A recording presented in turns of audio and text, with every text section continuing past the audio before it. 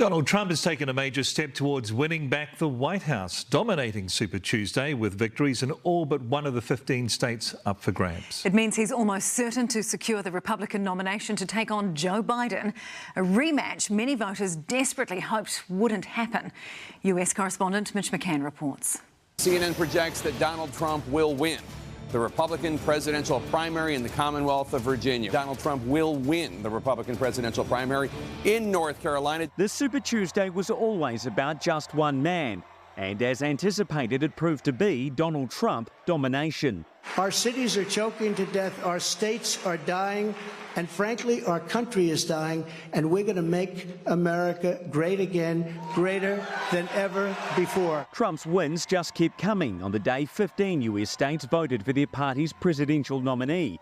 Trump was already miles ahead of fellow Republican Nikki Haley, but tonight he swept another swag of states, and victory in the nomination race is beckoning. I voted for Trump. Well, I'm hoping for Trump. If you ask why anyone would vote for a man found liable of sexual abuse, defamation, business fraud, and who still faces 4 criminal trials, the answer time and time again is Trump was better. He did much more for the economy, and he's not trying to take our rights away from us. It's much better with him in office than it was that person we have now. He was cheated when we had the election. We've watched a number of people arrive at this polling station in Roanoke, Virginia this morning on this Super Tuesday, and while they're here to cast their ballot, it almost feels as if this is a foregone conclusion and that it's going to be Donald Trump and Joe Biden this November.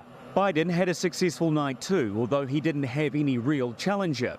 As we travelled further north, we found his supporters in Charlottesville. To say they are horrified at the prospect of President Trump 2.0 would be an understatement. I'm sure that New Zealand and Australia and other points far away are very disturbed with the idea of no longer relying on America as a good partner. Trump's overwhelming wins tonight edge him within touching distance of the Republican nomination, and in doing so will set the stage for a presidential rematch between 2 elderly men, something many say they didn't really want. I don't like it.